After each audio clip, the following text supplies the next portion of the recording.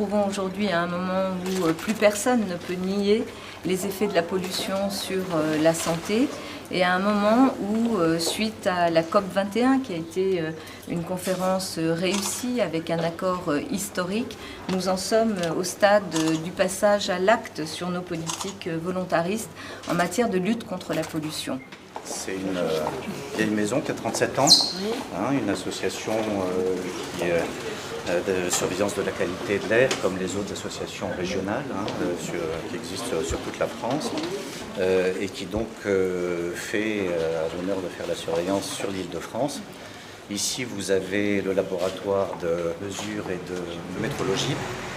Et on a ensuite des laboratoires techniques et puis naturellement des ingénieurs qui font de la modélisation, puisque maintenant la surveillance de l'air, ce n'est plus tellement une question de capteurs, c'est une question d'outils informatiques qui permettent d'avoir une grande précision sur la mesure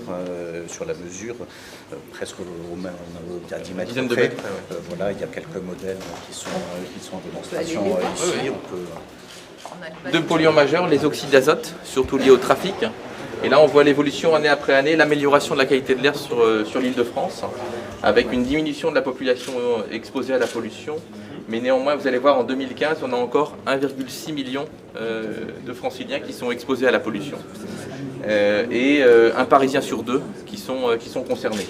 Et je veux me réjouir du travail partenarial qui a été fait avec Madame la Ministre, avec toi, chère Ségolène. Un travail qui s'est engagé dans le cadre de la loi de transition énergétique, qui a été fondamental.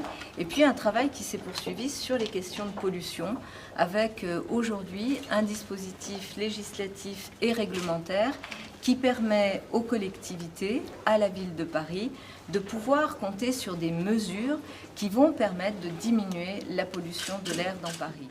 Et là, vous avez... Là, c'est une semaine. Et là, par contre, c'est un autre type de capteur qui, lui, fait des mesures heure par heure. Ce matin ont été publiés les chiffres de la mortalité due à la pollution de l'air. Et donc, c'est un très grave problème de santé publique qui est pris ainsi à bras-le-corps avec 3 outils. Et le rôle de l'État, le rôle du ministère de l'Environnement, je suis très heureuse de le faire, c'est de mettre à disposition de la maire de Paris les outils qui vont lui permettre de prendre avec son conseil municipal les décisions qu'elle souhaite prendre pour limiter la pollution des Parisiens. Le premier outil, c'est la loi de transition énergétique qui impose des normes en termes de renouvellement de flotte de véhicules, avec l'obligation chaque fois qu'il y a un remplacement de prendre un véhicule propre. Deuxièmement, c'est de mettre en place donc, des plans d'exposition à la pollution de l'air beaucoup plus rigoureux. Troisièmement, c'est d'avoir créé des zones à circulation restreinte. Et pour pouvoir faire fonctionner ces zones à circulation restreinte, donc j'ai créé les certificats de propreté de l'air qui sont là. Je peux vous montrer voilà. Donc avec du plus propre au moins propre, ce qui va permettre désormais à la maire de Paris de prendre la décision, de décider quels sont les véhicules qui vont avoir le droit de circuler en fonction de la pollution dans les zones à circulation restreinte qui vont être décidées par la ville de Paris. Donc cet outil, elles sont bien sûr des certificats qui sont infalsifiables, qui est donc mis à disposition des décisions opérationnelles des territoires concernés. Donc il y a Paris qui démarre, je les en félicite parce que c'est aussi une visibilité à l'échelle mondiale sur un sujet de pollution de l'air qui concerne les grandes mégalopoles du monde entier. Et la ville de Grenoble également qui s'est positionnée pour démarrer l'adoption des certificats qualité de l'air. Et enfin, il y a des décisions qui vont permettre aussi aux citoyens d'accélérer. Donc je vous annonce que premièrement, le bonus de 10 000 € sera poursuivi l'année prochaine. Il y a aujourd'hui 6 000 véhicules électriques qui ont bénéficié du bonus de 10 000 € et la France devient le premier marché européen pour le véhicule électrique. Deuxièmement, que le rapprochement entre les taxes sur le diesel et les taxes sur l'essence continue leur processus pour neutraliser l'avantage qui était donné au diesel. Et en particulier, il y aura une décision très forte dans la prochaine loi de finances concernant le diesel, c'est que nous allons neutraliser l'avantage qui est actuellement encore donné au diesel pour les achats de véhicules professionnels.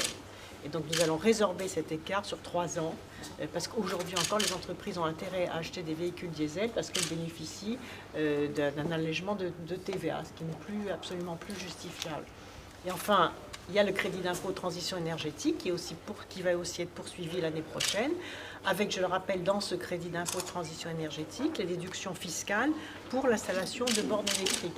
Donc on entre dans la nouvelle génération des véhicules propres, y compris avec l'origine de l'électricité, donc d'origine renouvelable, qui vient permettre la recharge de véhicules électriques, plus la nouvelle génération de bus électriques français qui viennent d'être mis sur le marché, puisque Liège sort cette nouvelle chaîne de véhicules 100% électriques qui désormais vont pouvoir également équiper les collectivités. Donc voilà, il y a un paquet global d'outils qui sont mis à disposition de la collectivité parisienne, parce que ces outils ont besoin aussi d'un volontarisme politique qui existe ici et qui permettent de démontrer que des résultats peuvent être obtenus quand on articule bien ces outils, ces règles, ces normes, ces avantages fiscaux que l'État peut donner ou cette réglementation que l'État peut faire, et une volonté politique de déploiement de ces initiatives sur le territoire grâce à des décisions qui peuvent permettre l'application opérationnelle de ces outils.